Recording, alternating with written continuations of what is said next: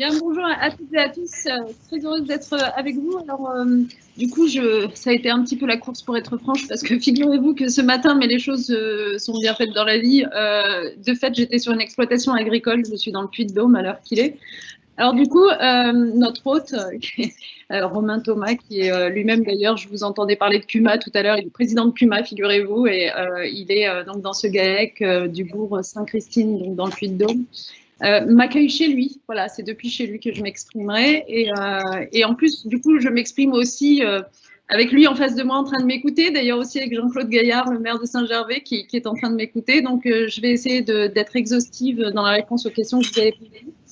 Je vais commencer par vous dire que pour nous, l'alternative, donc, dont je redis que c'est une liste de gauche, comme vous l'avez bien compris, qui est elle-même un rassemblement de plusieurs forces de gauche, une dizaine en réalité de forces de gauche, que j'ai l'honneur de tirer.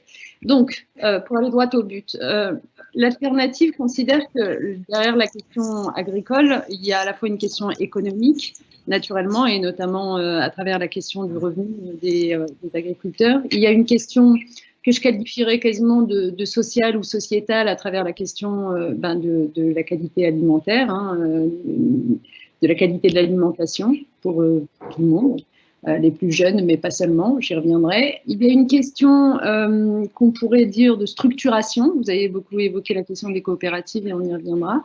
Et puis enfin, évidemment, il y a la capacité à faire face au changement climatique et donc la nécessaire transition écologique. Mais c'est bien l'ensemble de ces points, je pense qu'il faut avoir en tête. Donc, si je devais résumer dans les quelques minutes qui me sont données comment nous voyons les choses, d'abord sur l'amont de la filière, nous estimons, et ce sera notre programme, si nous sommes élus à la région, qu'il faut davantage accompagner les agriculteurs dans l'innovation, dans, comment dire, pour être en capacité de faire face à l'évolution des besoins des consommateurs, à l'évolution des marchés. Pour ce faire, vous avez vu que nous avons annoncé sur un plan économique la mise en place d'un fonds d'investissement régional qui s'appelle le Fonds Impact Avenir, qui aura une puissance de frappe d'1 milliard d'euros.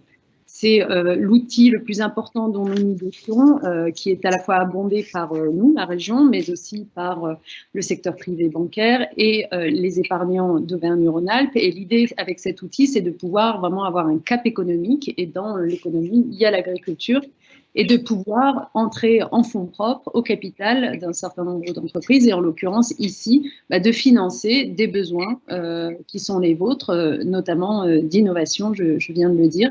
Donc ce fonds Impact Avenir d'une part, les fonds européens que nous mobilisons davantage d'autre part, pour faire en sorte de mieux comprendre l'évolution des marchés.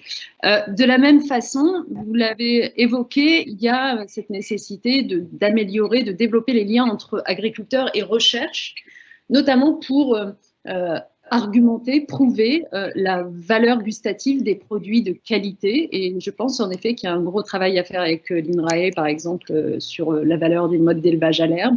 C'est des choses que nous soutiendrons.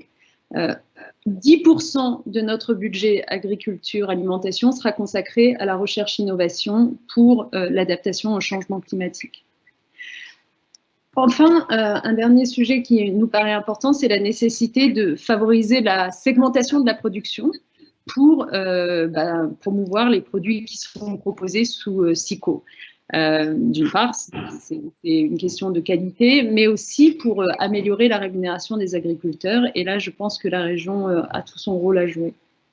Enfin, toujours pour rester sur cet amont, l'un des projets importants que vous retrouvez dans notre programme, si vous avez pu y jeter un œil, c'est un fonds de réserve face aux aléas climatiques, sur lequel je voudrais insister, parce que l'idée, ce n'est pas d'attendre à chaque fois que les drames se produisent, en l'occurrence, mais bien d'avoir ce fonds qui permettra aussi, donc à hauteur de 20 millions pour ce qui est de la région, mais avec un effet levier sur d'autres acteurs, parce qu'il faut que les acteurs de l'assurance et de la banque prennent aussi leurs responsabilités. Donc, qui permettra aussi à la région de jouer un rôle pour contribuer à la refonte du système assurantiel pour tous les agriculteurs. On y reviendra peut-être dans les questions. Je poursuis. Évidemment, dans cet amont de la filière, nous avons aussi la volonté d'encourager la conversion en bio des productions, et notamment des cultures de céréales et de légumineuses pour répondre aux besoins non satisfaits actuellement. Je pense à tout ce qui est meunerie ou boulangerie. Voilà pour l'amont. Sur l'aval de la filière, nous allons d'abord mettre en place un observatoire régional des prix pratiqués par la grande distribution en open data pour publier les vraies transactions et faire pression, finalement, comme c'était un peu l'esprit à l'origine, pas forcément suivi de la loi Egalim. Deuxièmement, nous allons encourager la contractualisation entre l'éleveur et l'acheteur pour donner de la visibilité et pour garantir annuellement les revenus de l'éleveur. Troisièmement, j'en viens à la question que vous posiez des coopératives. On va favoriser la coopération avec un accompagnement des coopératives dans le mouvement de refonte qu'elles connaissent actuellement, en favorisant l'émergence de coopératives à taille humaine. Et bien sûr, nous allons favoriser la création d'organisations de producteurs, d'alliances de producteurs pour tout simplement créer de nouveaux débouchés de vente, comme j'ai eu l'occasion de le constater dans bien des endroits. J'étais par exemple il y a quelques temps à la halte paysanne à Morse, qui est un très bel exemple de coopérative de vente. Donc, pourquoi est-ce que nous avons cette attention particulière pour ces coopératives? Parce que clairement, pour nous, ça permet à la fois d'agir sur le revenu des producteurs, d'améliorer la qualité des produits pour le consommateur, et puis, l'un d'entre vous le disait tout à l'heure, bien sûr, de dynamiser les territoires.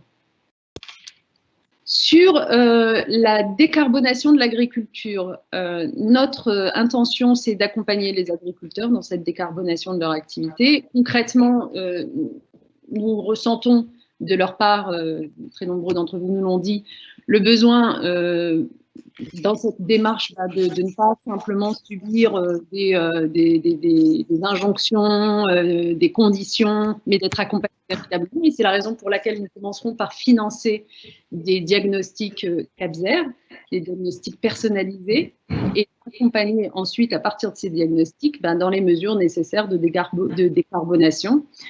C'est-à-dire un financement de la recherche-action sur des pratiques agricoles nouvelles qui permettent de lutter contre le changement, par exemple d'autres plants plus résistants au changement climatique, mais aussi un accompagnement sur les investissements nécessaires, puisque ça a été évoqué tout à l'heure. Mais donc, on est bien dans cette logique de on fait le diagnostic et puis ensuite on accompagne.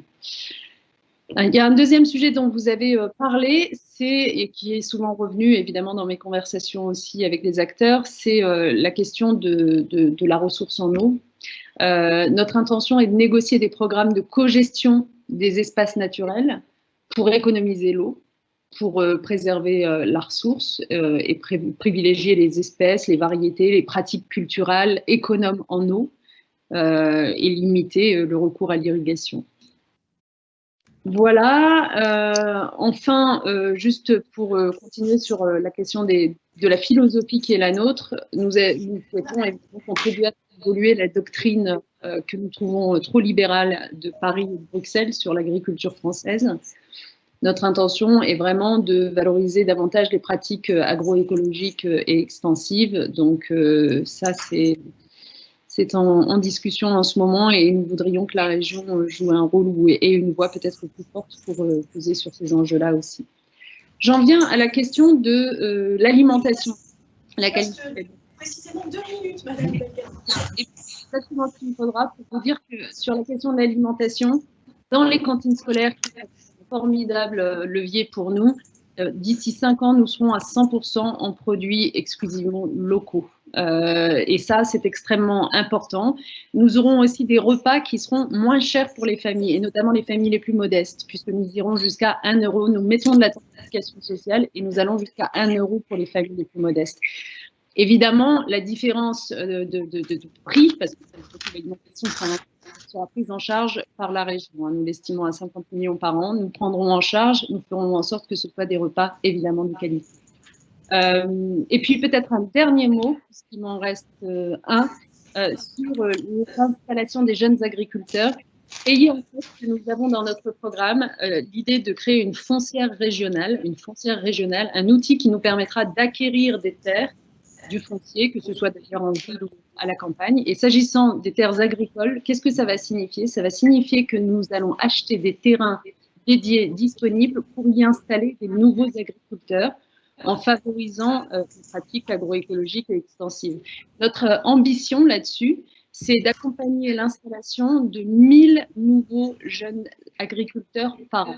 Donc l'agriculteur payera un loyer à la région et pourra à tout moment racheter les terres qu'il exploite. C'est vraiment un outil assez fort qu'on peut développer.